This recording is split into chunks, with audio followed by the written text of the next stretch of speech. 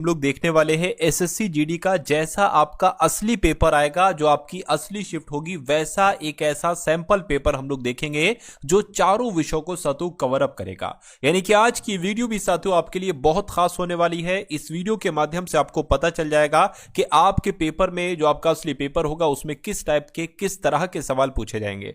तो अगर आप इन सवालों को कर सकते हो तो यह माना जाएगा आप अपने उस एग्जाम को भी कर सकते हो जो आपके एग्जाम हॉल में होगा। तो सबसे पहले हिंदी, उसके बाद जीके, उसके बाद रीजनिंग और उसके बाद साथियों मैथ, यानी कि पूरे सिलेबस का निचोड़ आज की इस वीडियो में आप लोग देखेंगे।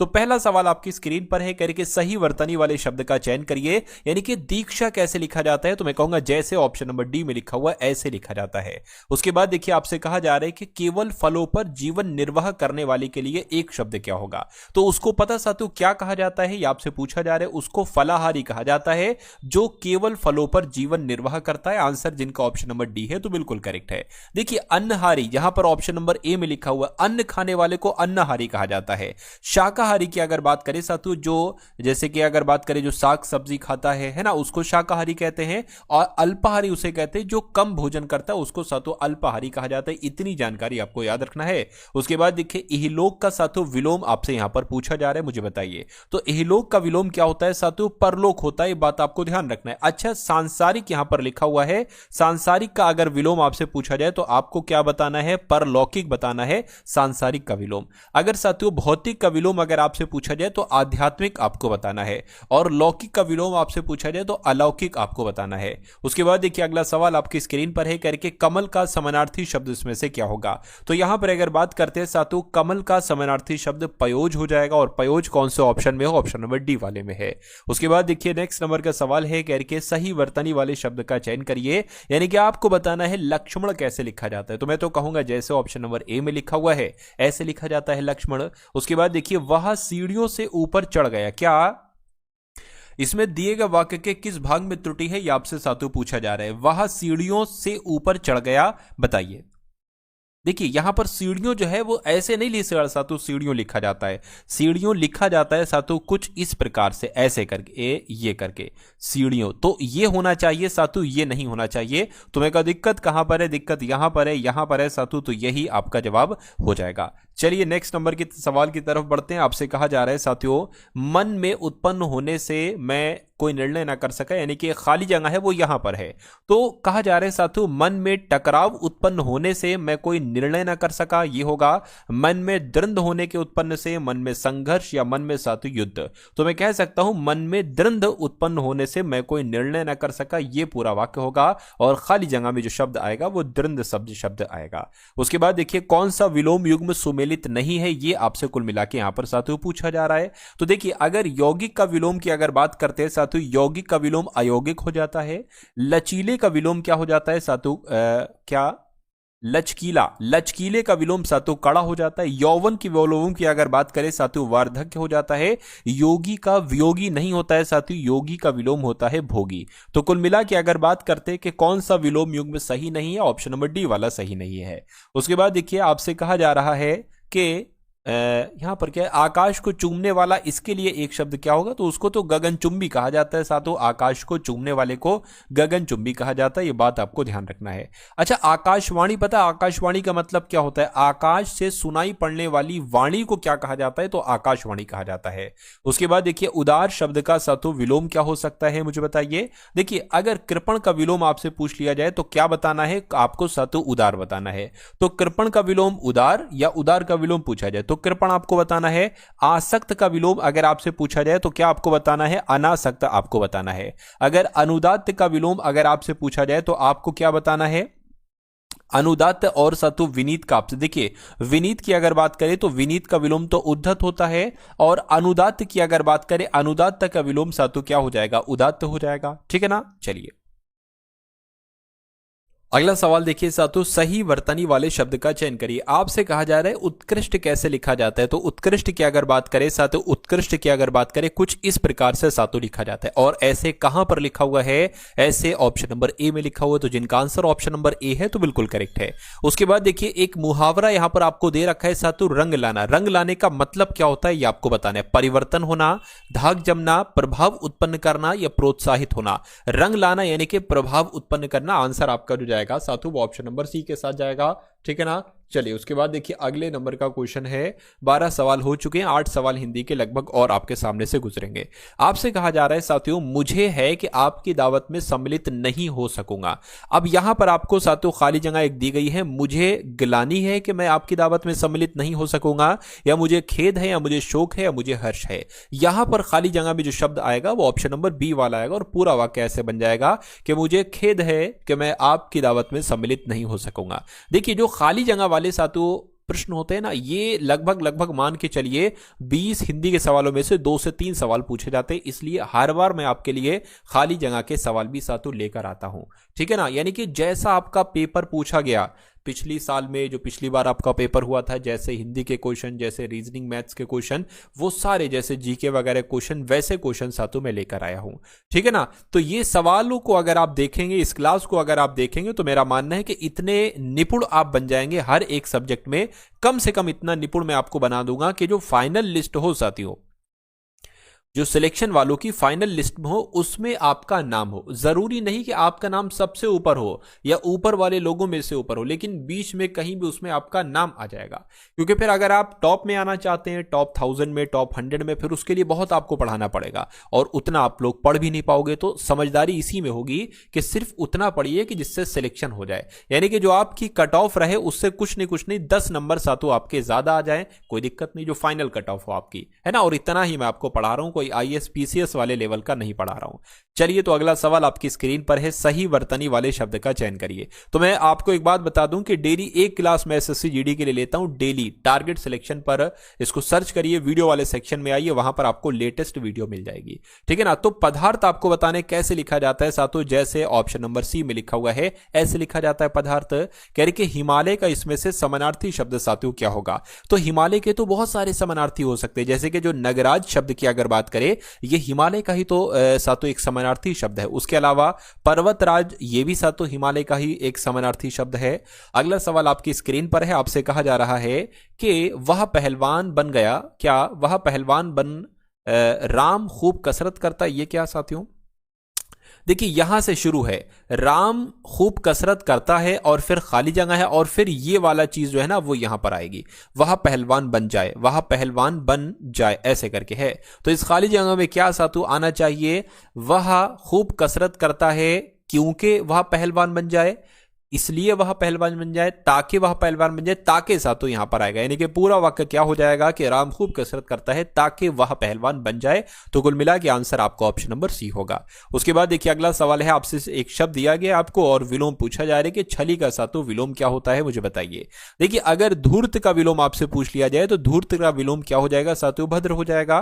कपटी की अगर बात करें सातों क्या हो जाएगा, निष्कपट हो जाएगा, कपटी का विलोम निष्कपट हो जाएगा। और निश्चल की अगर बात करें सातों, निश्चल का विलोम क्या हो जाएगा, निश्चल की अगर बात करें सातों छली हो जाएगा, निश्चल का छली। और अगर बात करते जो कि सातों यहां पर लिखा हुआ, और निष्फल की अगर बात करें तो निष्फल का विलोम क्या हो जाएगा सातों, फल हो जाएगा। तो कुल मिला के आपका जवाब अगर ऑप्शन नंबर बी है तो बिल्कुल करेक्ट है। कहने के दाहिना हाथ होना, इस मुहावरे का मतलब सातों क्या हो सकता है, फटाफट बताइए। धोखा देना, दुश्मन होना, बहुत सहायक होना। बिल्कुल, देखिए कहते नहीं ये मेरा दाहिना हाथ है, यानी कि ये दाहिना हाथ होना मतलब ये मेरे लिए बहुत सहायक है ना, मेरी मदद करता है, तो उसको साथों जो बहुत ज्यादा मदद करता है उसको कहते हैं दाहिना हाथ। तो कुल मिला के आंसर आपका सी है। उसके बाद देखिए किसी के पीछे पीछे चलने वाला, इस वाक्यांश के लिए एक शब्द आपको बताना है साथों क्या हो सकता है। देखिए अगर यहां पर हम लोग बात करते हैं आगामी का मतलब क्या होता है, जो भविष्य में आने वाला हो उसको आगामी कहा जाता है। प्रतिगामी की अगर बात करें, विपरीत दिशा में चलने वाले को साथों प्रतिगामी कहा जाता है। और अगर यहां पर साथों हम लोग बात करते हैं अनुगामी की, तो आपको ध्यान रखना है किसी के पीछे पीछे चलने वाले को अनुगामी कहा जाता है। इसलिए सही जवाब जिनका ऑप्शन नंबर डी है तो बिल्कुल करेक्ट है। उसके बाद देखिए अनंत शब्द का साथों पर्यायवाची इसमें से क्या हो सकता है, मुझे बताइए। देखिए अनंत पता किसे कहा जाता है साथों, अनंत कहा जाता है, आपको ध्यान रखना है, आकाश को कहा जाता है साथों अनंत। आकाश को नभ कहते हैं, गगन कहते हैं, अंबर कहते हैं, व्योम कहते हैं। समुद्र की अगर बात करें साथों, समुद्र को सागर कहते हैं, है ना, जल्दी कहते हैं। और देव की अगर बात करें सातु, देव को क्या कहा जाता है, अमर कहा जाता है सातु, है ना, अमर कहते हैं। पर्वत को क्या कहा जाता है, पर्वत को भूधर कहते हैं, अचल कहते हैं। उसके बाद देखिए अगले नंबर का क्वेश्चन आपकी स्क्रीन पर है साथियों। अगर बात करें 20 सवाल आप लोगों ने देखे हिंदी के, अब साथियों हम लोग जीके के सवालों को देखेंगे, लगभग 20 सवाल। तो इसमें से भी आप लोग देखते जाइएगा, बहुत शानदार सवाल साथियों मैंने यहां पर लिए हैं आपके लिए। तो आपसे अगर बात करें, कह रहे कि पाल वंश का शासक कौन था, तो मैं कहूंगा गोपाल साहब जो थे ये पाल वंश के ही तो संस्थापक थे। उसके बाद देखिए मोहम्मद गौरी किस वर्ष पृथ्वीराज तृतीय से पराजित हुए थे, तो मैं कह सकता हूं 1191 की अगर बात करें साथियों, मोहम्मद गौरी ये पृथ्वीराज तृतीय से पराजित हुए थे। उसके बाद देखिए जब ईस्ट इंडिया कंपनी की स्थापना हुई तब भारत पर निम्नलिखित में से किसका शासन था, तो उस समय तो साथियों मुगल सम्राट का शासन था। आंसर आपका जाएगा ऑप्शन नंबर सी के साथ। उसके बाद देखिए भारतीय राष्ट्रीय कांग्रेस के उस अधिवेशन के स्थान का नाम बताइए जहां पूर्ण स्वराज को अपना अंतिम लक्ष्य घोषित किया गया था। तो एक तरीके से अगर बात करें कहां पर पूर्ण स्वराज को अपना अंतिम लक्ष्य घोषित किया गया था, तो मैं कहूंगा लाहौर अधिवेशन में यह काम हुआ था। लाहौर अधिवेशन इस सवाल का जवाब होगा। अलीगढ़ मुस्लिम विश्वविद्यालय की स्थापना सातु किसके द्वारा की गई थी, तो किसके द्वारा की गई थी, सर सैयद अहमद खान के द्वारा की गई थी। यह बात आपको ध्यान रखना है। उसके बाद देखिए अगले नंबर का सवाल है, सविनय अवज्ञा आंदोलन का मुख्य उद्देश्य क्या था, तो सविनय अवज्ञा आंदोलन का मुख्य उद्देश्य आपसे पूछा जा रहा है क्या अगस्त कथन के विरुद्ध, गोलमेज सम्मेलन के विरुद्ध, विंस्टन चर्चिल का प्रतिक्रियावादी उपागम, या नमक कर के विरुद्ध। बिल्कुल साथियों सविनय अवज्ञा आंदोलन का मुख्य उद्देश्य नमक कर के विरुद्ध था। आंसर आपका डी होगा। अगला सवाल आपकी स्क्रीन पर है, संयुक्त राज्य अमेरिका ने किस वर्ष दूसरे विश्व युद्ध में प्रवेश किया था, तो अगर बात करते 1941 में प्रवेश किया था। बिल्कुल सही आंसर आपका ऑप्शन नंबर बी होगा। अच्छा दूसरा विश्व युद्ध कब से कब तक चला था, तो मैं कह सकता हूं 1939 से लेकर 1945 तक साथियों दूसरा विश्व युद्ध चला था। यह बात आपको ध्यान रखना है ना। चलिए अगला सवाल देखिए, कह रहे कि भारतीय संविधान में जो अनुच्छेद 19 है ये क्या कहता है। अनुच्छेद 19 की अगर बात करें तो ये कहता है वाक और अभिव्यक्ति स्वतंत्रता के अधिकार के बारे में साथियों कहता है अनुच्छेद 19, ही आपको ध्यान रखना है। अगर हम बात करते हैं अनुच्छेद 14 से लेकर अनुच्छेद 18 की, तो ये समानता के अधिकार के बारे में बताता है। अगर हम अनुच्छेद 19 से लेकर 22 तक की बात करें तो ये स्वतंत्रता के अधिकार के बारे में बताता है। अगर हम अनुच्छेद 23 और 24 की बात करें तो ये शोषण के विरुद्ध अधिकार की बात करता है। इतने सारे अनुच्छेद आपको याद रखना है। उसके बाद देखिए कह रहे कि लोकसभा में सदस्य द्वारा निजी विधेयक पेश करने की सूची अवधि क्या है, तो पता सा तो 1 महीना है। 1 महीना आपके सवाल का जवाब होगा। उसके बाद देखिए निम्नलिखित में से कौन सा अनुच्छेद धन विधेयक को परिभाषित करता है, तो धन विधेयक को परिभाषित करता है कौन सा अनुच्छेद सातु, ये आपका जवाब क्या होगा। अच्छा सातु एक बात मैं आपको यहाँ पर बता देना चाहता हूँ कि अगर आप एसएससी जीडी 2026 के एग्जाम को बहुत आराम से क्रैक करना चाहते हैं तो आपके लिए 3 पीडीएफ तैयार की गई है। पहली पीडीएफ में आपको सातु दी जाएंगी 10 मॉडल पेपर, यानी कि जैसे इस बार 2026 में आपका पेपर आएगा वैसे 10 मॉडल पेपर आपको दिए जाएंगे। और उसके अलावा साथियों दूसरी पीडीएफ में आपको मिलेंगे प्रीवियस ईयर एसएससी जीडी के प्रीवियस ईयर क्वेश्चन पेपर कैसे सॉल्यूशन के साथ। और तीसरी पीडीएफ में आपको मिलेंगे साथियों इंपॉर्टेंट करंट अफेयर के क्वेश्चन। मेरा मानना है कि अगर ये करंट अफेयर वाली पीडीएफ तैयार कर ली तो जितने भी करंट अफेयर के आपके सवाल पूछे जाएंगे वो इसी पीडीएफ में से आपको मिलेंगे। और ये समझ लीजिए प्रीवियस ईयर से कुछ नहीं 50% पेपर साथियों कॉपी किया जाता है। तो जो आपका 50% पेपर आएगा वो उस वाली पीडीएफ से आ जाएगा और कुछ नहीं 20 से 25% पेपर सातों इसमें से आ जाएगा। लगभग 70 से 75% आपका पेपर इन सारी पीडीएफ में से देखने को आपको मिलेगा। तो अगर ये पीडीएफ की बात करें मैंने इसको बहुत अधिक 100, 200, 300 रुपए नहीं सिर्फ और सिर्फ 45 रुपीज में सातों ये पीडीएफ आपको दे रहा हूं ताकि हर बच्चा इसको लेकर अपने पेपर को पास कर सके। तो डिस्क्रिप्शन में लिंक है एसएससी जीडी पीडीएफ का, उस लिंक पर आप क्लिक करेंगे तो आप हमारे व्हाट्सएप पर आ जाएंगे। वहां पर आपको एक क्यूआर कोड दिया जाएगा, उस क्यूआर कोड पर 45 का पेमेंट करेंगे तो ये तीनों पीडीएफ आपको वहीं पर भेज दी जाएंगी। चलिए तो बात करते हैं कि देखिए धन विधेयक के बारे में अगर बात करें तो ये तो अनुच्छेद 110 से संबंधित है सातों धन विधेयक। उसके बाद देखिए भारतीय जनता पार्टी की स्थापना कब की गई थी आपसे पूछा जा रहा है, तो 1980 में भारतीय जनता पार्टी की स्थापना की गई थी, आपको ध्यान रखना है। अगला सवाल आपकी स्क्रीन पर है, कह रहे कि अंतरराष्ट्रीय चावल अनुसंधान संस्थान कहां पर स्थित है। तो अगर आपका जवाब साथियों मनीला है तो आपका जवाब बिल्कुल करेक्ट हो जाएगा, यानी कि फिलीपींस की राजधानी मनीला में ही अंतरराष्ट्रीय चावल अनुसंधान संस्थान सातों स्थित है। उसके बाद देखिए कह रही कि भारत श्रीलंका को अलग करने वाली जल राशि कौन सी है। तो किसकी बात चल रही है साथियों, पाक जल संधि की अगर बात करें तो ये भारत और श्रीलंका को अलग करती है, बात आपको ध्यान रखना है। अगर हम बात करते हैं 10 डिग्री चैनल की तो ये अंडमान और निकोबार को अलग करती है। अगर हम बात करें 8 डिग्री चैनल की तो ये मालदीव को लक्षद्वीप से अलग करती है। उसके बाद देखिए अगला सवाल है करके दक्षिण भारत का मैनचेस्टर किसे कहा जाता है? तो कोयम्बटूर की अगर बात करें, कोयम्बटूर को दक्षिण भारत का मैनचेस्टर कहा जाता है ना। उसके अलावा अगर बात करें, आपसे पूछा जाता है कि उत्तर भारत का मैनचेस्टर किसे कहा जाता है? तो उत्तर भारत का मैनचेस्टर साथियों कानपुर शहर को कहा जाता है, और दक्षिण भारत का मैनचेस्टर तमिलनाडु के कोयम्बटूर को कहा जाता है, जो आपको मैंने बताया। भारत का मैनचेस्टर की अगर बात करें तो ये गुजरात के अहमदाबाद को कहा जाता है भारत का मैनचेस्टर। ये 3-4 पॉइंट आप लोग याद रखेंगे जो मैंने आपको बताए हैं। नेपाली भाषा मुख्य रूप से किस राज्य में बोली जाती है? तो नेपाली भाषा की अगर बात करिए सिक्किम में बोली जाती है। आंसर आपका ऑप्शन नंबर सी होगा। उसके बाद देखिए अगला सवाल आपकी स्क्रीन पर है, कह रहे कि हाल ही में किसने पूर्व सैनिकों के लिए ई सेहत टेली कंसल्टेंसी सुविधा शुरू की है? तो किसकी बात चल रही है? भारतीय सेना की बात चल रही है। करंट अफेयर के सवाल है। तो भारतीय सेना ने अभी हाल फिलहाल में पूर्व सैनिकों के लिए ई सेहत टेली कंसल्टेंसी सुविधा शुरू की है। आंसर आपका सी होगा।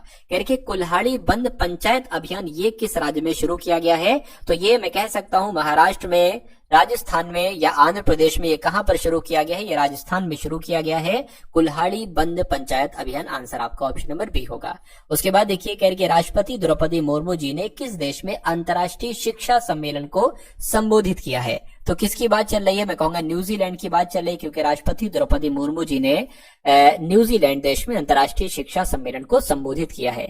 उसके बाद देखिए एयरपोर्ट पर पंजाब सहायता केंद्र खोला गया है। तो किसकी बात चल रही है? यानी कि चेन्नई एयरपोर्ट की, मुंबई एयरपोर्ट की, दिल्ली एयरपोर्ट की। दिल्ली एयरपोर्ट पर पंजाब सहायता केंद्र खोला गया है, यह बात आपको ध्यान रखना है। उसके बाद देखिए अगला सवाल आपकी स्क्रीन पर है। आपसे कहा जा रहा है कि किस राज्य की विधानसभा में एंटी पेपर लीक विधेयक पास हुआ है? तो मैं कह सकता हूं बिहार राज्य की विधानसभा में एंटी पेपर लीक विधेयक पास हुआ है। सही जवाब अगर आपका ऑप्शन नंबर बी के साथ है तो बिल्कुल करेक्ट है।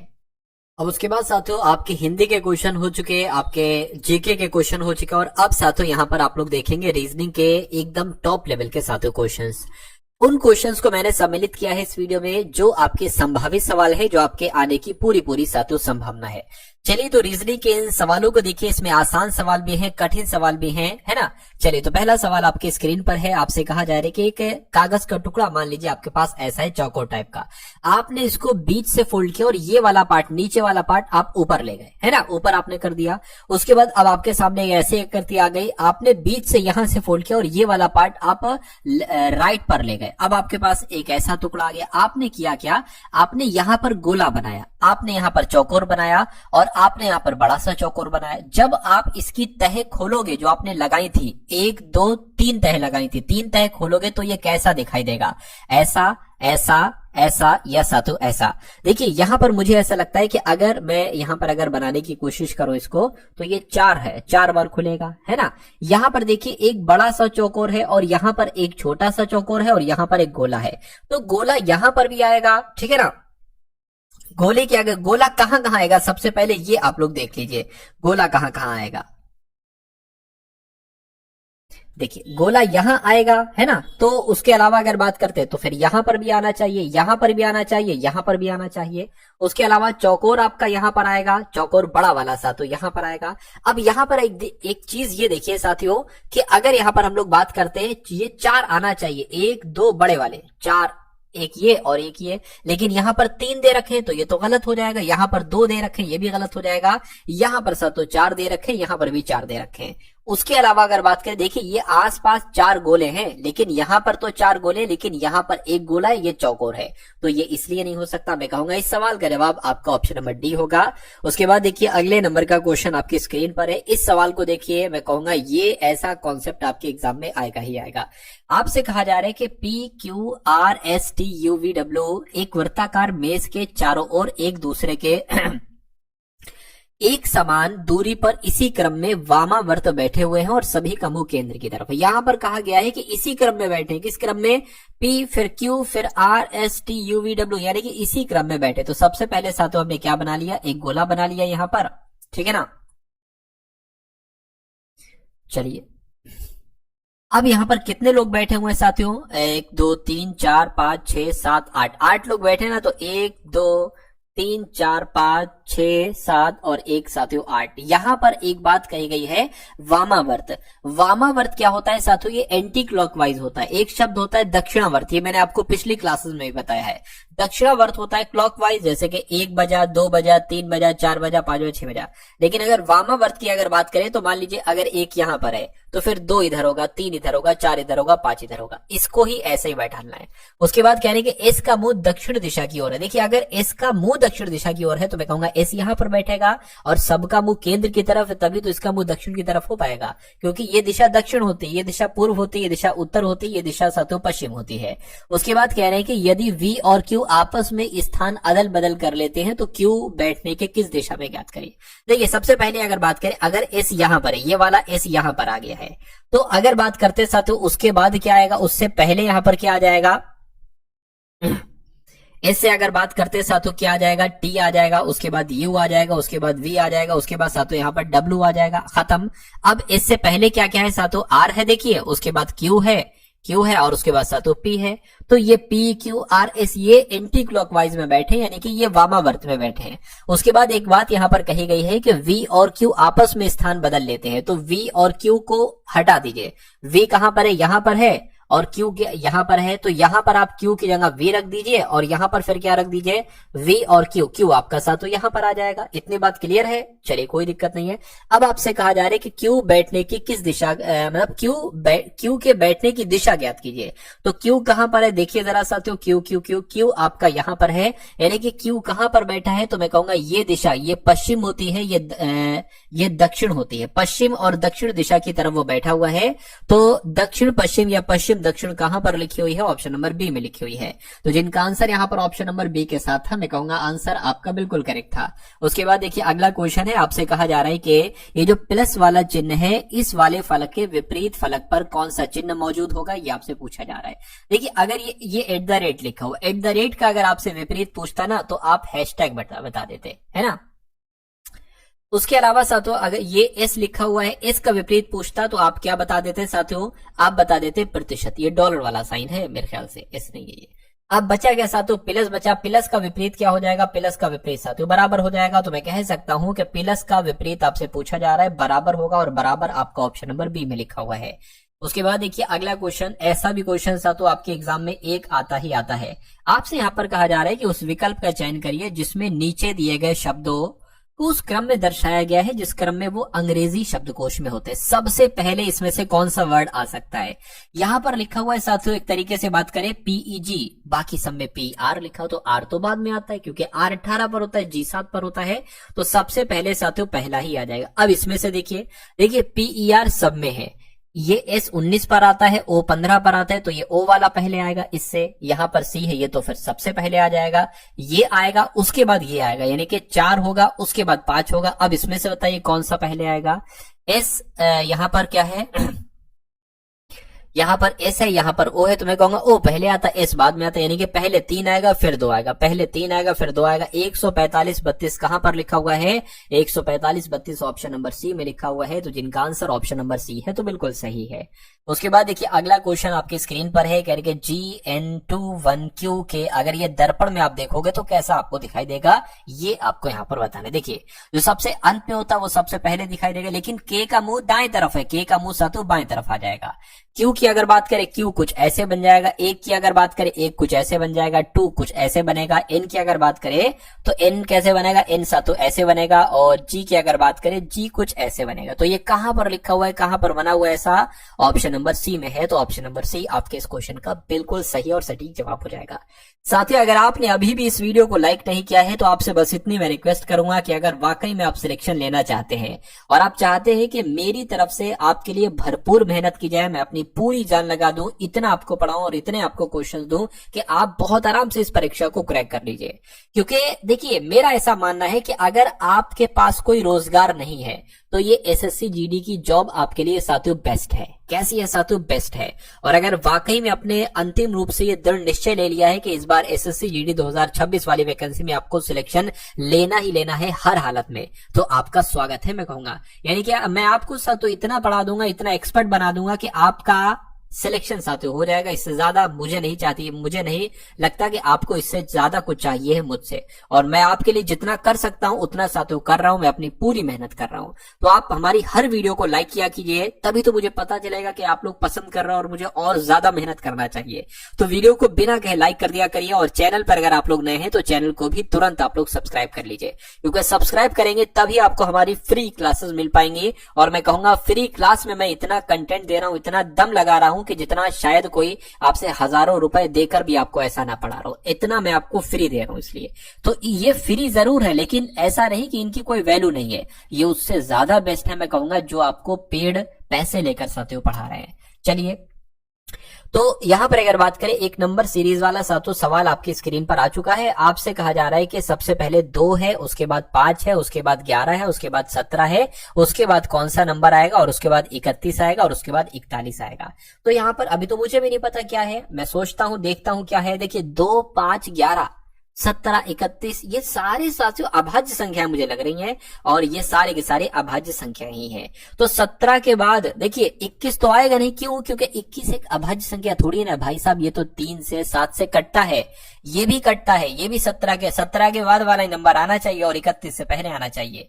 29 की अगर बात करें या 23 की बात करें, मैं कहूंगा 23 आ जाएगा, क्योंकि फिर 29 तो 23 के बाद आएगा। तो यहां पर अगर बात करें यहां पर अगर बात करें 23 एक ऐसा अभाज्य संख्या है जो इसके क्रम में अगला होगा। तो कुल मिला के जिनका आंसर डी है तो बिल्कुल करेक्ट है। अगला क्वेश्चन आपकी स्क्रीन पर है।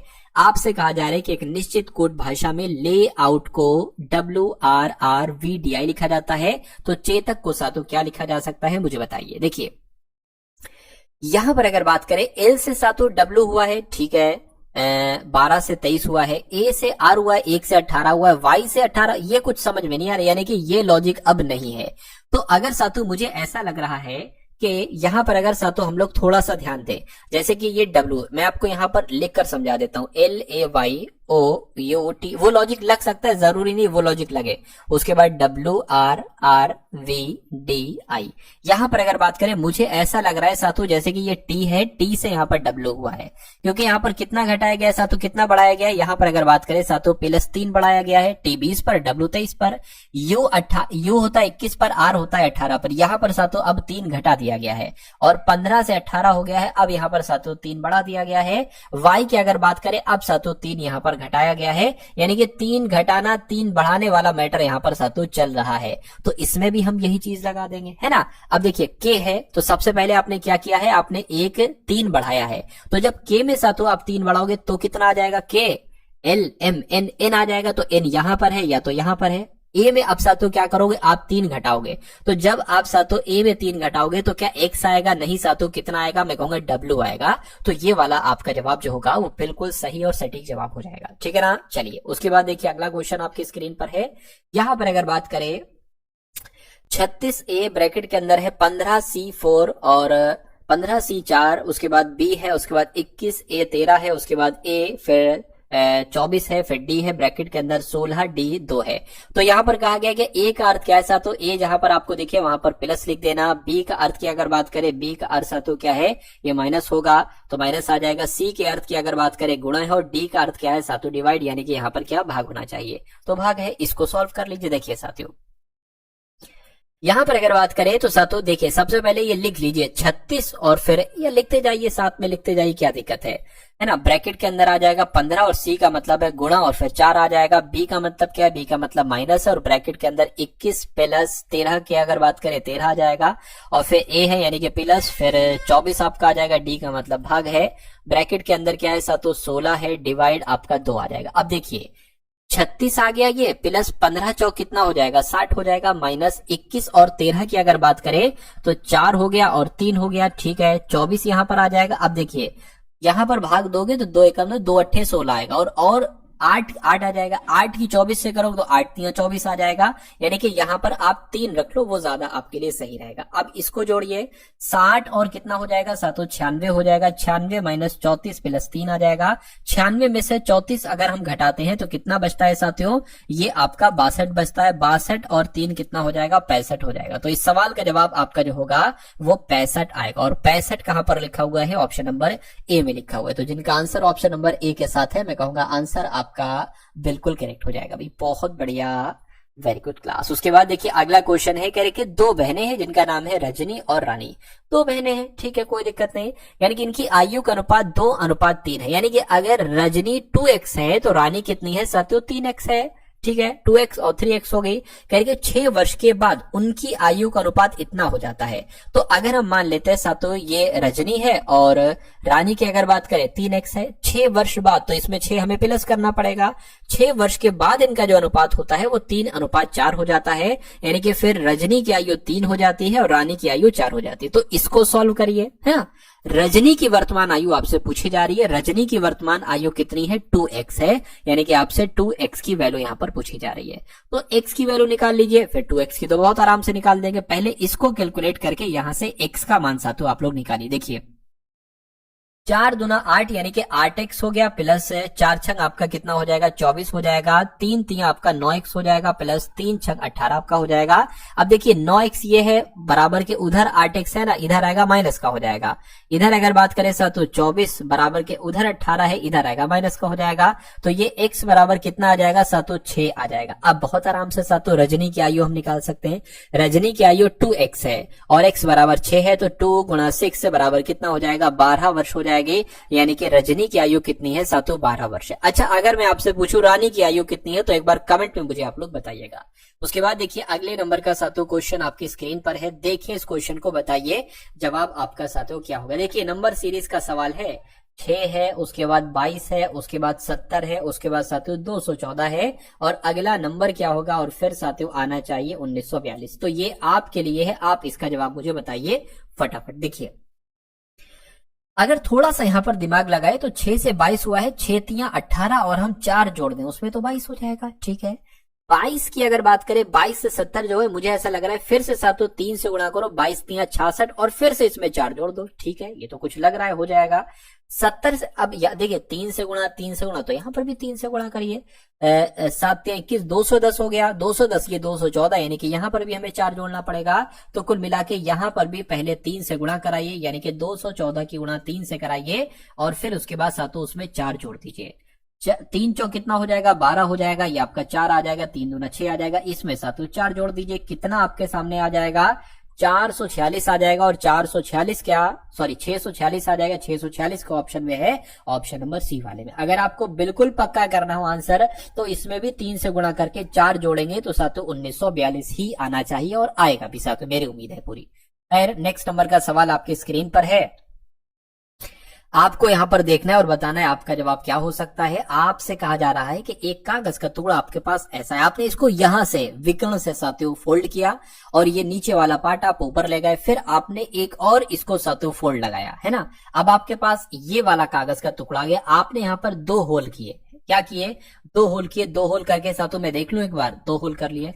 अब जब 2 होल करने के बाद जब आप इसको ओपन करोगे तो ये कैसा दिखाई देगा, देखिए एक होल यहां पर है तो एक होल यहां पर भी होगा, एक होल यहां पर भी होगा, फिर एक होल यहां पर भी होगा, यहां पर भी होगा और यहां पर भी होगा, यहां पर भी होगा। तो ये कौन सी आकृति में साथियों आपको दिखाई दे रहा है, मैं कहूंगा ये तो सिर्फ और सिर्फ ऑप्शन नंबर सी वाली आकृति में मुझको दिखाई दे रहा है। तो इस प्रकार अगर आपका जवाब यहां पर साथियों है ऑप्शन नंबर सी के साथ तो बिल्कुल करेक्ट हो जाएगा। उसके बाद देखिए अगला क्वेश्चन आपकी स्क्रीन पर है, आपसे कहा जा रहा है कि FLOAT को ROU लिखा जाता है, CLAIM को OAV लिखा जाता है, तो आर्म्ड को साथियों क्या लिखा जा सकता है। एक अच्छा बात मैं आपको बता दूं, कुछ बच्चे ऐसे हैं 1 से 2%, 3% लोग जो हैं जिनको ये क्वेश्चन साथियों आसान लगते हैं, तो मैं उनसे एक तरीका कहूंगा, अगर वाकई में आसान लगते हैं तो आपकी प्रैक्टिस अच्छी है, आपकी तैयारी अच्छी है, तो आप एक काम किया करिए, जैसे ये मेरे क्वेश्चन है, अब आप यहाँ पर एक पॉज का ऑप्शन होगा, क्वेश्चन को पॉज करिए, आप कॉपी पेन लेके लीजिए, आपको 1.5 मिनट दिए जाते हैं, 1 से 1.5 मिनट आपको दिए जाते हैं, आप इस क्वेश्चन को सॉल्व कर लीजिए और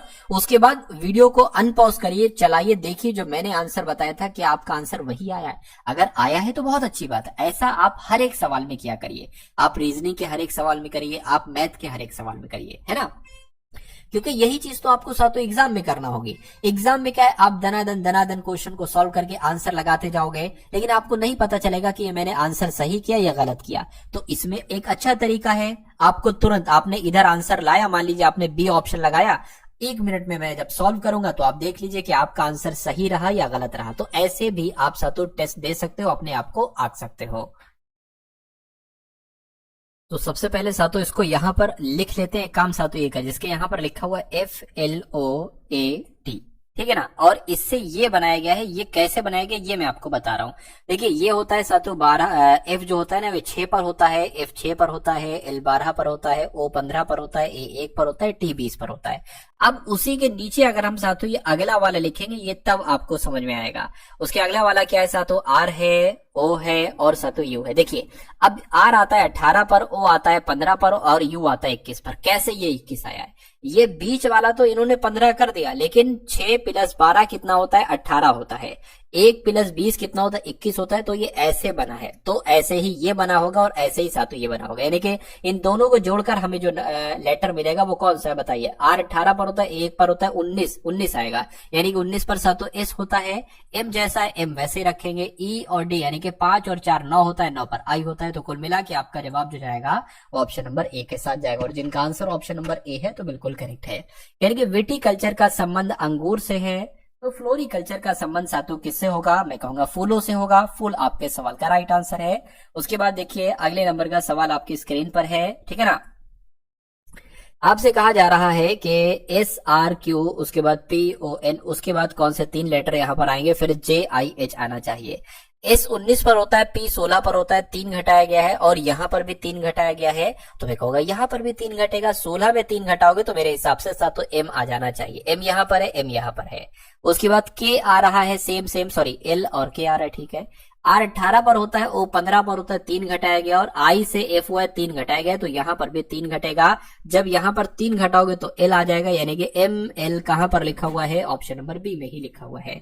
उसके बाद देखिए कह रहे कि C दर्शाने वाले फलक के विपरीत फलक पर कौन सा अक्षर आएगा। देखिए अगर आपसे E का विपरीत पूछा जाता तो E का आप G बताते, अगर आपसे F का विपरीत पूछा जाता तो F का आप सातों D बताते, लेकिन अगर C का विपरीत पूछा जाता तो H बताते। तो C का विपरीत क्या हो जाएगा, H हो जाएगा। C का विपरीत यहाँ पर पूछा गया है, H आपके सवाल का बिल्कुल सही जवाब हो जाएगा। उसके बाद देखिए अगला क्वेश्चन है। अगला क्वेश्चन साथियों आपसे यहाँ पर क्या कहा जा रहा है, देखिए और बताइए आपका जवाब क्या होगा। आपसे यहाँ पर कहा जा रहा है कि एक लड़की की ओर इशारा करते हुए रंजीता ने कहा कि वह मेरे पति के ससुर की इकलौती पुत्री के पुत्र के पिता की इकलौती बहन का पुत्र है। उस लड़की की माँ का रंजीता के पति से क्या संबंध। देखिए अगर इसको बिना लिखे हम सॉल्व करें या कम से कम लिखकर इसको सॉल्व करें तो मेरे साथ जो मैं पढ़ रहा हूं, जो मैं सोच रहा हूं वो आप सोचिए।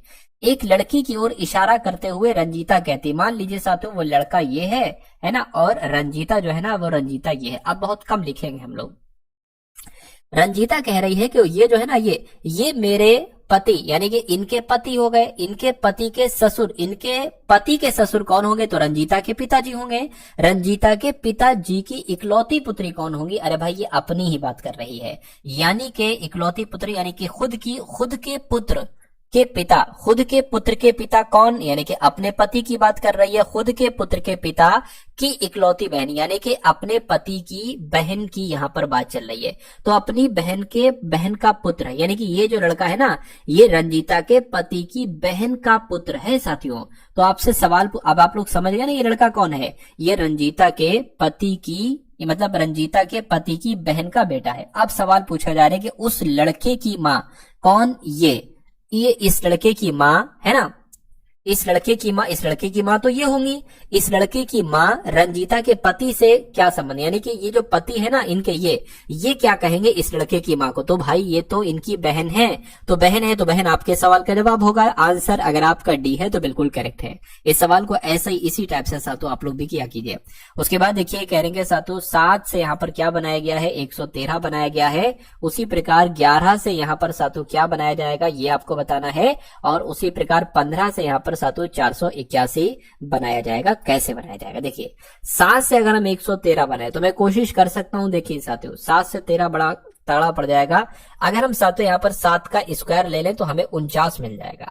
अगर हम 49 की गुणा साथियों 2 से कर लें तो कितना आ जाएगा बताइए, 98 आ जाएगा। थोड़ा थोड़ा नजदीक हमें ऐसा लग रहा है। अगर हम 98 में कितना जोड़े ये आ जाए साथियों बताइए। अगर हम इसमें साथियों देखिए इसी का ही यानी कि क्या जोड़ने साथियों, अगर मैं कहूं इसी यानी कि इस नंबर का 7 गुणा 2 जोड़ने अगर हम, है ना, और फिर हम +1 कर दें तो साथियों हमें ये 113 यहाँ पर मिलेगा। ठीक है ना, चलिए अब साथियों यही लॉजिक हम यहाँ पर अपनाते देखते हैं कि ऐसा हो सकता है, या एक काम करें इसमें साथियों डायरेक्ट अपना ले। तो मैं कहूंगा 11 का अगर आप क्या करोगे साथियों, स्क्वायर करोगे, 11 का स्क्वायर करोगे तो कितना आ जाएगा, 121 आ जाएगा, है ना, क्योंकि यहाँ पर बड़े नंबर मिल रहे हैं साथियों। अब यहाँ पर हमने क्या किया था, ये हमें मिल गया। उसके बाद साथियों 11 की गुणा 2 से करोगे, 11 की गुणा 2 से करके एक प्लस करने की कोशिश करोगे तो 121, ये कितना हो जाएगा साथियों, ये आपका 22 हो जाएगा। तो ये 3 हो गया, 4 हो गया, एक यहाँ पर आ जाएगा, ठीक है ना, और एक यहाँ पर आ जाएगा। उसके बाद साथियों क्या करोगे, देखिए 11 का स्क्वायर 121 हो जाएगा। अच्छा यहाँ पर 2 से गुणा भी तो कराई गई थी, एक सेकंड रुकिए, यानी कि यहाँ पे हमें 2 से गुणा कराना है। 2 से गुणा कराने के बाद जो आपको जोड़ना है वो फिर साथियों ये जोड़ना है 7 गुणा 2 यानी कि 11 गुणा 2 जोड़ना है। तो इसको जरा करिए, 2 एकम 2, 2 दूना 4, 2 एकम 2 प्लस, अब इसमें साथियों 22 करना और फिर उसके बाद एक और प्लस करना है। तो कितना हो जाएगा साथियों, ये 4 हो जाएगा, 2 2 4 हो गया, ये 6 हो जाएगा, 2 हो जाएगा, एक जोड़ दीजिए 265 आ जाएगा। या 265 ऑप्शन में है, मैं कहूंगा बिल्कुल है, ऑप्शन नंबर सी वाले में है। तो ये ऐसे साथियों सवाल होगा, इसको 1-2 बार आप लोग करेंगे तो आ जाएगा। और अच्छा एग्जाम में आएगा तो यही सेम टू सेम, सिर्फ हो सकता होगा अगर शायद नंबर चेंज हो गया तो वो अलग बात है, लेकिन यही कॉन्सेप्ट आएगा साथियों, इसलिए तैयार कर लीजिए इस क्वेश्चन को 1 से 2 बार करके। उसके बाद देखिए कथन और निष्कर्ष पर आधारित सवाल आपकी स्क्रीन पर है। आपसे कहा जा रहा है कि सभी चूहे कुत्ते हैं, तो मान लेते हैं साथियों ये चूहे हो गए और ये सभी चूहे क्या हो गए साथियों, सभी चूहे जो है ना वो कुत्ते हो गए। यानी कि कुछ चूहे मुर्गियां हैं, तो मान लेते इतने चूहे साथियों क्या हो गए, इतने चूहे मुर्गियां हो गई।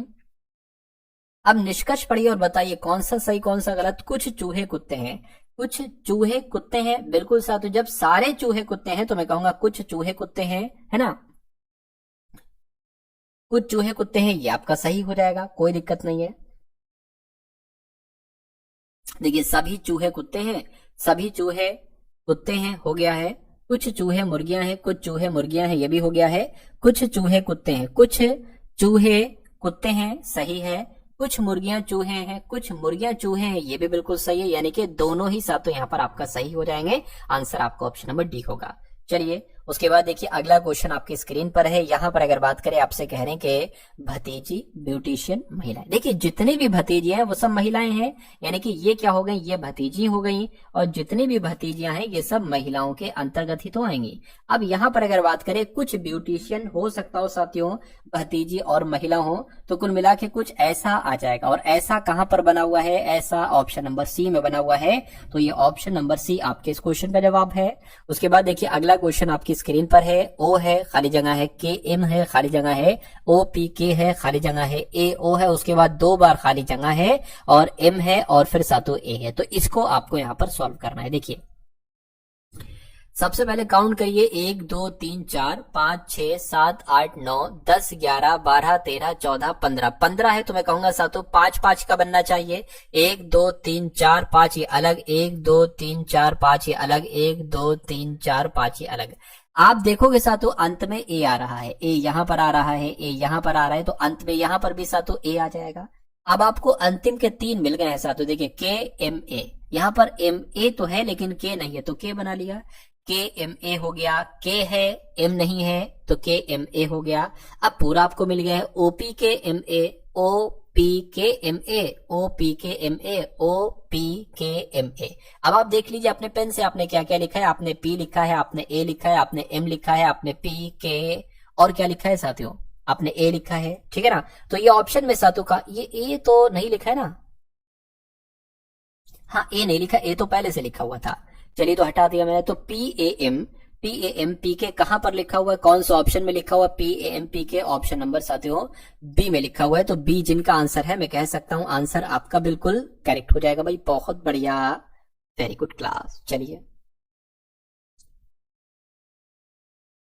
उसके बाद देख लेते हैं अगले नंबर का क्वेश्चन आपकी स्क्रीन पर है। देखिए साथियों अभी मैथ्स के क्वेश्चन भी हम लोग देखेंगे, ध्यान रखिएगा। इसको देखिए पहले, एक निश्चित कूट भाषा में RAT को 39 लिखा जाता है, DOG डॉग को 26 लिखा जाता है, YAK को क्या लिखा जा सकता है, मुझे बताइए। अगर इसको हम जोड़ें, जैसे 18 + 1 + 20, तो ये कितना हो जाएगा, ये 39 हो जाएगा। ठीक है, कोई बात नहीं। उसी प्रकार मेरे हिसाब से यहाँ पर भी होगा 4 + 15 + 7 कितना हो जाएगा 22, 23, 24, 25, 26 ठीक है। तो 25 + 1 + 11 कितना हो जाएगा, ये 12 हो जाएगा, 37 हो जाएगा साथियों। 37 कौन से ऑप्शन में है, ऑप्शन नंबर सी वाले में है। उसके बाद देखिए अगले नंबर का क्वेश्चन है। तो अब आपके सामने साथियों यहाँ पर मैथ्स के क्वेश्चन स्टार्ट हो चुके हैं। तो इन मैथ्स के सवालों को बहुत अच्छे तरीके से आप लोग देखिएगा। ये कॉन्सेप्ट मैंने एक एक क्वेश्चन साथियों, एक एक कॉन्सेप्ट आपके लिए बहुत ही इंपॉर्टेंट होने वाला है। चलिए, तो आपसे कहा जा रहा है कि एक निर्माता ने एक वस्तु पर 1400 रुपए का मूल्य अंकित किया, यानी कि कोई वस्तु है उस पर उसने अंकित कर दिया कि भाई साहब ये 1400 रुपए की है, और एक खुदरा विक्रेता को 25% की छूट पर इसे बेचा, यानी कि वो है तो 1400 रुपए की, लिखा 1400 रुपए है, लेकिन उसने 25% छूट भी दे दी उसको। तो ये वस्तु उसको 75% में साथियों पड़ेगी। सबसे पहले आप यही देख लीजिए ना कि जब 25% की छूट देगी तो वो वस्तु कितने रुपए की उसको पड़ेगी। 25 तिया 25 चौक, 4 से कट करें, 4 तिया 12, 4 पंजे 20, 0, 35 तिया कितने होते हैं साथियों, 105 होते हैं, 105 और जो 0 लगा है वो आ गया। यानी कि जब कोई वस्तु 1400 रुपए की है और उस पर 25% की छूट दी जाती है तो वो 1400 की जगह 1050 की हो जाएगी। अच्छा, उसके बाद कहा जा रहा है 25% की छूट पर इसे बेचा गया, ठीक है, यानी कि जिसने इसे बेचकर 12% का लाभ अर्जित किया, यानी कि 1050 रुपए की चीज है, इस पर 12% का साथियों लाभ अर्जित किया गया है, ठीक है, कोई दिक्कत नहीं है। तो विक्रेता ने वस्तु को किस मूल्य पर बेचा, ये आपसे पूछा जा रहा है। तो 12% का लाभ हुआ है, इसको ऐसे बेचो कि 12% का लाभ हो, तो इसको 112% में आपको बेचना चाहिए, तभी 12% का लाभ होगा। अब इसको साथियों आप कैलकुलेट करा लीजिए, ठीक है ना। देखिए 0 से 0 कैंसिल हो जाएगा, 2 पंजे 10, 2 छंग 12, 2 पंजे 10 आ गया, 5 दूना और 5 एकम 21 की गुणा 56 से करा लीजिए, आपका आंसर आ जाएगा। तो ये 6 कम 6, 6 दूना 12 आ गया, 5 एकम 5, 5 दूना 10 आ गया, 6 आ गया, 7 आ गया, 1 आ गया, 1 आ गया, यानी कि 1176 रुपए की वो वस्तु हो जाएगी जब उस पर 12% का लाभ पाना होगा। आंसर आपका सी है। उसके बाद देखिए अगला क्वेश्चन है, कह रहे कि 12 मीटर, 15 मीटर, 20 मीटर विमाओं वाले एक कमरे की 4 दीवारों पर 2 मीटर स्क्वायर की दर से पुताई कराई जानी है। तो साथियों आपसे पूछा जा रहा है कितना खर्च आएगा। देखिए अगर आपसे यहां पर कहा जाता कि कमरे के चारों दीवारों का क्षेत्रफल बताइए, है ना, तो कमरों के चारों दीवारों का क्षेत्रफल निकालने के लिए हमें उसकी तीनों विमाओं के बारे में जानकारी होना चाहिए। उस समय इसका जो मान लीजिए उस समय हमेशा क्या होता है, 1 रुपए मीटर स्क्वायर की दर से पुताई की जाएगी, मतलब जो क्षेत्रफल निकलेगा वो ऑटोमेटिक 1 रुपए की किया जाएगा। 1 रुपए मतलब उस पर चार्ज लगा होगा, ये हमेशा ऐसा ही होता है। लेकिन यहाँ पर 2 रुपए है, 1 रुपए तो ऑटोमेटिक होगा, यानी कि जब आप इसका चारों दीवारों का क्षेत्रफल निकालोगे तो ऑटोमेटिक उसका जो क्षेत्रफल निकलेगा वो 1 रुपए मीटर की दर से निकलेगा। लेकिन उसको यहाँ पर 2 रुपए कहा गया है, तो जो क्षेत्रफल निकले साथियों उसको आप 2 से गुणा करा लेना, आपको पता चल जाएगा कि कमरे की चारों दीवारों पर 2 रुपए मीटर स्क्वायर की दर से पुताई करा जाने की लागत कितनी। तो सबसे पहले तो आपको ये मालूम होना चाहिए कमरे की चारों दीवारों का क्षेत्रफल कितना होता है। तो कमरे की चारों दीवारों का क्षेत्रफल का सूत्र क्या होता है, 2 गुणा लंबाई प्लस चौड़ाई, यानी कि है ना, लंबाई प्लस चौड़ाई और साथियों गुणा एच आ जाएगी, ऊंचाई आ जाएगी। तो अब साथियों आप क्या करना है, 2 गुणा ब्रैकेट के अंदर साथियों 12 + 15 हो जाएगा, और ऊंचाई कितनी है साथियों 20 है, तो इसको कैलकुलेट करा लीजिए। 27 दूना कितना हो जाएगा, 54 हो जाएगा, और 54 दूना कितना हो जाएगा, 54 की गुणा 20 से करना है, मतलब 8 हो जाएगा, 10 हो जाएगा, 0 आ जाएगा। अब ये तो उसका क्षेत्रफल निकला, इसकी गुणा 2 से करा लीजिए, आपको 2 रुपए के हिसाब से मिल जाएगा। 3 रुपए प्रति मीटर स्क्वायर कहते तो 3 से गुणा करा लेते, है ना, तो 2 8 16 हो जाएगा, 2 कम, यानी कि 2160 रुपए आपके इस क्वेश्चन का जवाब हो जाएगा। उसके बाद देखिए अगला सवाल आपकी स्क्रीन पर है। आपसे कहा जा रहा है कि स्थान ए से स्थान बी तक ट्रेन और बस के किराओं का अनुपात 3:5, यानी कि अगर एक जगह से आप ए से बी तक जाते हो, अगर ट्रेन से जाते हो तो 3 रुपए पड़ते हैं, और अगर बस से जाते हो तो 5 रुपए पड़ते हैं। यानी कि यदि ट्रेन का किराया 15% बढ़ जाता है, 15% बढ़ जाता है, और बस का किराया 10% बढ़ जाता है, तो ट्रेन और बस के नए किराए का अनुपात कितना होगा। देखिए ये क्या हो गया, ये हो गया आपका साथियों ट्रेन का किराया, है ना, ए और बी के स्थान ट्रेन और बस के किराया होगा। हाँ, ये ट्रेन का किराया हो गया, और इस पर जो ट्रेन का किराया बढ़ता है 15% बढ़ता है, यानी कि 15% बढ़ेगा तो भाई साहब 115% हो जाएगा। बटे 100 लिखोगे। उसके बाद साथियों जो 5 है ना, 5 यानी कि जो बस का किराया है 5 रुपए है मान लीजिए, इस पर 10% बढ़ता है तो 110% हो जाएगा। इन 100 से ये 100 आपका कैंसिल हो जाएगा। अब क्या आ जाएगा, 3 गुणा 115 बटे 5 गुणा 110 आ जाएगा। इसको आप कैलकुलेट करने की कोशिश कीजिए, यहीं से आपको ट्रेन और बस के नए किरायों का अनुपात पता चले, यानी कि यही अनुपात है ऐसे मान लीजिए। तो अगर 5 से कट करें, 5 दूना 10, 5 तिया 15 हो जाएगा, है ना, 5 एकम 5 ये तो हो ही गया है। इसको अगर और साथियों कट करें, क्या ये कट होगा, ये कट देखिए 23 तिया कितना हो जाएगा, 3 तिया 9, 3 दूना 6 और 110 आ जाएगा। तो मैं कहूंगा यही अनुपात निकलेगा और 69:110 कहां पर लिखा हुआ है, ऑप्शन नंबर सी में लिखा हुआ है। तो ट्रेन का 69 और बस का 110 आंसर आपका ऑप्शन नंबर सी होगा। उसके बाद देखिए अगला क्वेश्चन आपकी स्क्रीन पर है, मैं बता देता हूं साथियों यहाँ पर क्या क्या है। यहाँ पर अगर बात करें साथियों, 2 भाग ब्रैकेट के अंदर -6 भाग है, 2 गुणा 3 है, ब्रैकेट बंद है, गुणा 3 - 1 है, इसको आपको सॉल्व करना है। देखिए यहाँ पर सातों अगर हम लोग इसको सॉल्व करने पर आए तो कैसे सातों इसको यहाँ पर सॉल्व किया जा सकता है। सबसे पहले भाग लगी हुई तो 2 एकम 2, 2 तिया 6, यानी कि यहाँ पर माइनस का 3 आ जाएगा और फिर माइनस का 3 फिर गुणा 3 है तो 3 तिया 9 आ जाएगा। तो 2 भाग माइनस का 9 आ जाएगा गुणा आपका 3 - 1 यहाँ पर आ जाएगा। इतनी बात क्लियर है। अब देखिए 2 भाग लगा है ना, तो ये क्या आ जाएगा, एक सेकेंड, 2 है भाग है तो ये, लेकिन माइनस का ये है और इधर कितना है सातों, 3 है, माइनस का 1 आ जाएगा। 3 से कट करोगे माइनस का 3, 2 बटे माइनस का 3 और 1 यहाँ पर आ जाएगा माइनस का। समझ गए, इतनी बात क्लियर है। अब इसको आगे और बढ़ा लीजिए, 2 माइनस का, देखिए अब ये इसकी गुणा सातों इससे हो जाएगी, ठीक है ना। तो 3 एकम कितना हो जाएगा सातों, यहाँ पर 3 हो जाएगा। इतनी बात सातों क्लियर है। और बटे क्या आ जाएगा सातों, यहाँ पर 3 आ जाएगा। लेकिन माइनस की गुणा -1 से होगी तो ये साथियों माइनस माइनस प्लस हो जाएगा, ये माइनस ये प्लस हो गया, लेकिन ये जो माइनस का 3 है ये माइनस का 3 रहेगा। तो ऊपर 5 आ जाएगा साथियों, ये 3 आ जाएगा, कुल मिला के माइनस का 5/3 आपका जवाब होगा।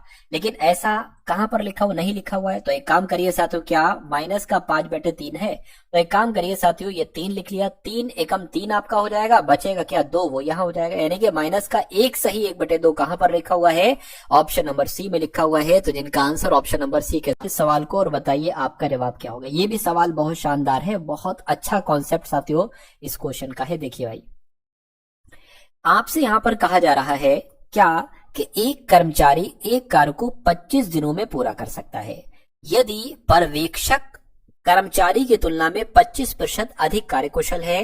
तो एक पर्यवेक्षक और 5 कर्मचारी एक साथ कार्य करते हुए इस कार्य को कितने दिनों में पूरा कर सकेंगे। देखिए यहाँ पर 2 लोगों की बात की गई है। एक किसकी बात की गई है, पर्यवेक्षक की बात की गई है, यानी कि पर्यवेक्षक काम करता है, और दूसरा कौन है साथियों, दूसरा कर्मचारी है ना। दूसरा कौन है, दूसरा यहाँ पर साथियों कर्मचारी है। उसके बाद आपसे यहाँ पर जो बात कही गई है, कहने की जो पर्यवेक्षक है कर्मचारी की तुलना में 25% अधिक कार्यकुशल है। यानी कि अगर बात करते साथियों, अगर ये इसकी क्षमता कार्यकुशलता की अगर बात करें, यानी कि क्षमता की अगर बात करें, तो अगर कर्मचारी की 100 है तो ये 25% अधिक है साथियों पर्यवेक्षक की, तो इसकी कितनी होगी, 125 होगी। अगर इसको हम कट करते हैं साथियों, देखिए ऐसे करके कट करें तो 25 चौक और साथियों 25 पंजे आ जाएगा। यानी कि अगर कर्मचारी की क्षमता कितनी है, अगर कर्मचारी की क्षमता 4 है तो पर्यवेक्षक की क्षमता 5 होगी। अच्छा, इसका उल्टा साथियों यहाँ पर क्या होता है, समय होता है ना। यानी कि अगर अब देखिए 5:4 है तो 4:5 हो जाएगा। यानी कि पर्यवेक्षक अगर 4 दिन में कोई काम करता है तो कर्मचारी साथियों क्या उसको 5 दिन में करेगा, है ना। तो ये 2 चीजें आपको क्लियर हो गई। उसके बाद साथियों यहाँ पर अगर बात करें, अब एक काम करिए, आप कुल कार्य देख लीजिए, आखिर कुल कार्य है कितना। देखिए कह रहे कि कर्मचारी एक कार्य 25 दिनों में करता है। कर्मचारी की क्षमता कितनी, कर्मचारी की क्षमता साथियों 4 है, यानी कि डेली 4 काम करता है। तो 25 दिनों तक अगर वो कार्य करता रहता है तो वो कार्य कंप्लीट हो जाता है। तो कुल मिला के साथियों यहाँ पर 100 आ गया, यानी कि टोटल काम कितना है, टोटल काम साथियों 100 है। उसके बाद कहने कि अगर ये एक पर्यवेक्षक और 5 कर्मचारी इस काम को करे, 100 काम को करे, तो वो कितने दिन में पूरा होगा। पर्यवेक्षक एक दिन में मान लीजिए कितना कार्य करता है, 5, और कर्मचारी देखिए पर्यवेक्षक एक दिन में 5 कार्य करता है, और अगर बात करते हैं 5 कर्मचारी, एक कर्मचारी 4 काम कर रहा है तो 5 कर्मचारी 20 काम करेंगे, यानी कि एक दिन में जो काम होता है 25 काम होता है। तो टोटल अगर 100 काम है और एक दिन में 25 काम कर रहे हैं दोनों लोग मिलकर, तो मैं कहूंगा 4 दिन का ही तो इनको समय लगेगा। तो 4 दिन का समय लगेगा। 4 दिन कहां पर लिखा हुआ है? ऑप्शन नंबर बी वाले में लिखा हुआ। तो जिनका आंसर ऑप्शन नंबर बी के साथ है तो बिल्कुल सही हो जाएगा। ठीक है ना। एक सौदे में प्रतिशत लाभ जो है ना, ये क्रय मूल्य के 70% के बराबर है। यानी कि साथियों यहां पर अगर बात करें इस लाइन को ही सबसे पहले अगर सॉल्व करें तो ये माना जाएगा क्रय मूल्य साथियों 100 रुपए है। कितना? क्रय मूल्य 100 रुपए है।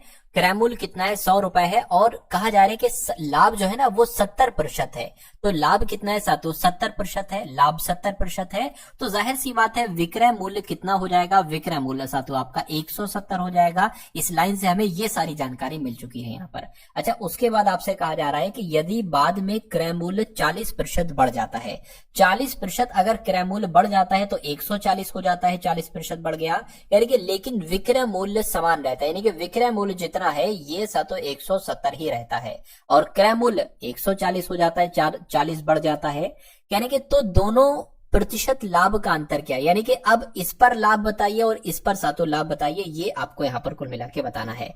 तो अगर बात करते हैं सातों, देखिए पहले अगर बात करते हैं पहले लाभ कितना हो रहा था ये, और अब लाभ कितना होगा? भाई साहब क्रय मूल्य 140 है, 170 रुपए की बेच रहे हो, 140 में खरीद रहे हो, बेच रहे हो 170 रुपए की, कितना लाभ हो रहा है? 50, 60, 70 यानी कि 30 का लाभ हो रहा है। और पहले कितना लाभ हो रहा था सातों? 70 का लाभ हो रहा था, है ना। लेकिन इसका सातों आपको लाभ निकालना पड़ेगा। देखिए यहां पर अगर बात करें हम लोग साथियों, यहां पर अगर हम लोग बात करें तो ये तो लाभ प्रतिशत निकला हुआ है, एक इसमें से आपको कुछ घटाना है। वो क्या घटाना है? वो इसको घटाना है। तो इसका सातों लाभ प्रतिशत निकालिए तो कितना सातों? 140 से 170 में बेचा तो 30 रुपए का लाभ हुआ, इसको प्रतिशत में बदलना है और वो प्रतिशत इसमें से घटाना है।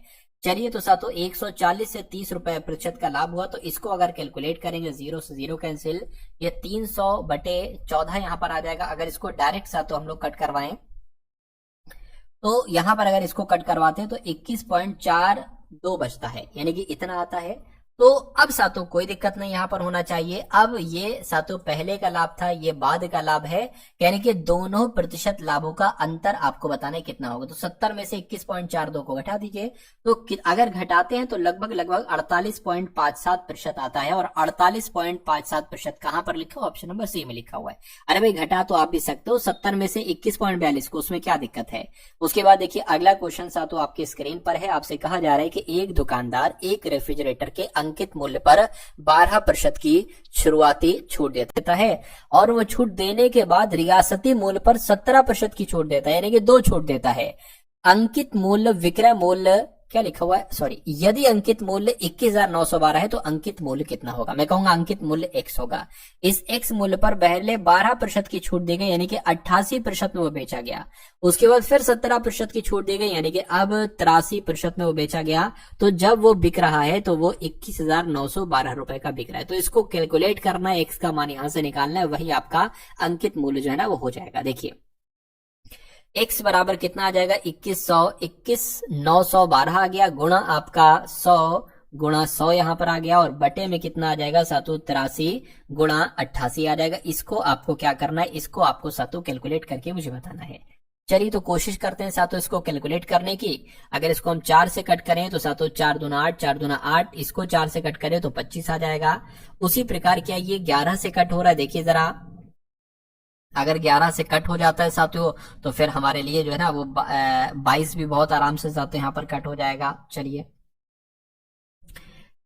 11 एकम 11 हो गया। अब कितना बचेगा साथियों? 10 बचेगा, 109 हो जाएगा। 11 नीम 99 हो जाएगा और 11 धाम 110, तो 11 नीम 199 हो जाएगा।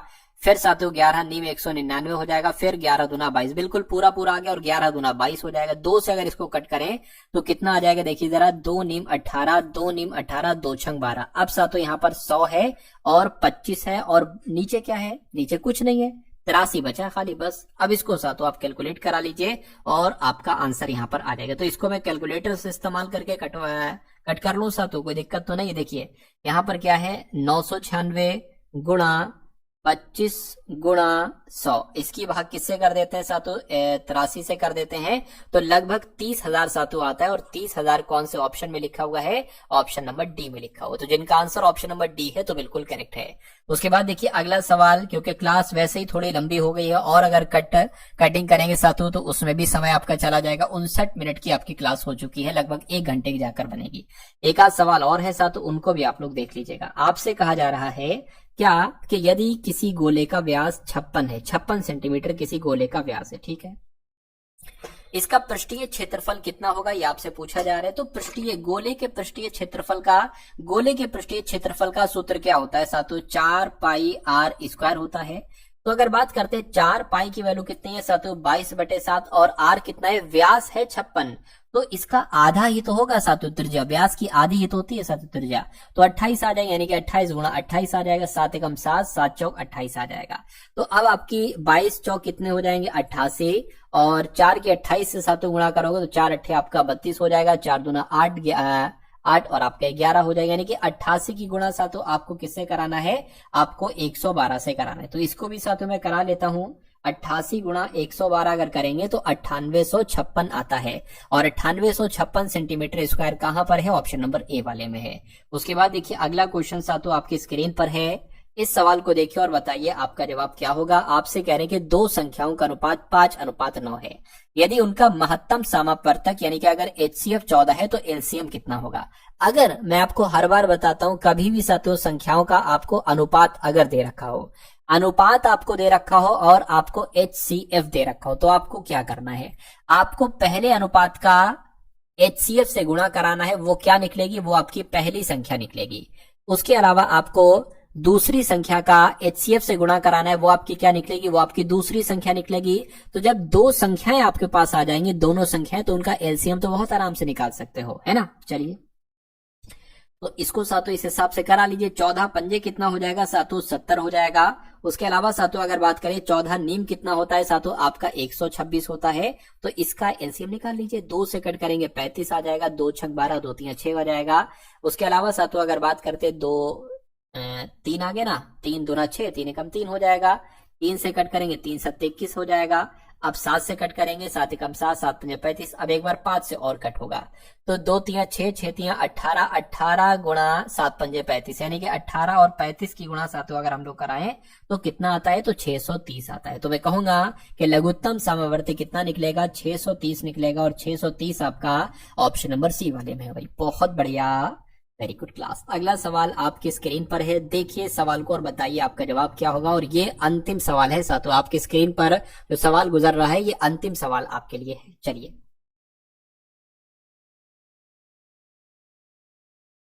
आपसे कहा जा रहा है कि एक व्यंजक है 20% ऑफ 80 प्लस 2x बराबर 45% ऑफ 30 प्लस 20% ऑफ 85। इसमें आपको x का मान निकालना है, क्या हो सकता है? मैं आपको हमेशा बताता हूं, देखिए कभी भी अगर ऑफ लिखा होता है तो इसका मतलब होता है साथियों गुणा, यानी कि अब आपको गुणा करानी है सबसे पहले, ठीक है ना। तो 20% का मतलब क्या होता है? 20/100 लिख लिया मैंने, गुणा लगा लिया ऑफ की जगह पर, 80 आ गया, प्लस 2x आ गया, 2x आ गया, बराबर 45% लिखा है तो 45/100 आ गया, गुणा 30 प्लस 20% लिखा है तो 20/100 आ गया, गुणा 85 यहां पर हो गया। इतनी बात सातों क्लियर हो गई है ना। अब हम लोग उसके बाद देखते हैं कि उसके बाद हमें क्या करना है। अब देखिए ये कट हो जाएगा, 20 एकम 20, 20 पंजे 100 हो जाएगा। 5 से इसको अगर कट करोगे तो कितना आ जाएगा? 5 एकम 5 और 5 छंग 30, यानी कि इसकी जगह पर आपका 16 आ चुका है। 16 प्लस 2x आ गया, और अब इसको कट कर लीजिए। देखिए इसको अगर सातों कट करेंगे ना तो 5 नीम 45 हो जाएगा। 5 से कट करोगे ये आ जाएगा, इस 0 से ये 0 आपका कैंसिल हो जाएगा। 9 3 27, 27 बटे आपका 2 आ गया, प्लस इसको अगर कट करें 5 एकम 5, सॉरी 20 एकम 20, 20 पंजे 100 हो जाएगा। 5 से कट करेंगे 17 आ जाएगा। तो कुल मिला के यहाँ पर सातों कितना आ जाएगा? आपका 17 आ जाएगा। चलिए कोई दिक्कत नहीं है। अब यहां पर सातों अगर हम लोग कट करें, उसके बाद अगले स्टेप की अगर बात करें, देखिए ये आपका एक काम करिए, बराबर के उधर ये 17 है ना, अगर ये बराबर के उधर माइनस का 16 हो जाए, यानी कि कितना बचेगा? 1 बचेगा, तो ये हमारा कम हो जाएगा। 2x बराबर 27/2 है ना, और प्लस ये 17 लिखा हुआ है, बराबर के इधर है प्लस का 16, उधर जाएगा माइनस का 16 हो जाएगा। तो एक काम करिए, 17 माइनस 16 1 होता है, तो डायरेक्ट 1 लिख लीजिए ना, ठीक है 1 लिख लिया। उसके बाद साथियों यहाँ पर अगर बात करें उसके बाद साथियों यहाँ पर अगर बात करें, अब आपको साथियों क्या करना है, इसको कैलकुलेट करना होगा। देखिए 27 ही आ जाएगा, 27 प्लस आपका 2 एकम 2 आ गया, बटे में साथियों 2 आ जाएगा।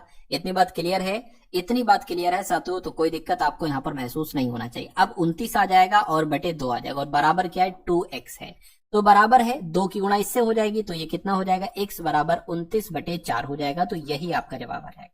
लेकिन ऐसा नहीं है, तो 29/4 को और थोड़ा हम कैलकुलेट कर लेते हैं। देखिए 4 है नीचे, 4 सत्ते 28 होता है, बचे 1 वो यहां पर आ जाएंगे, यानी कि 7 सही 1/4 कहां पर लिखा हुआ है, ऑप्शन नंबर बी में लिखा हुआ है। तो जिनका आंसर ऑप्शन नंबर बी के साथ है, मैं कहूंगा आंसर आपका बिल्कुल करेक्ट हो जाएगा भाई, बहुत बढ़िया, वेरी गुड क्लास। तो ये थे साथियों सारे के सारे सवाल, जिसमें मैथ थी, जिसमें रीजनिंग थी, जिसमें जीके, करंट अफेयर और हिंदी थी।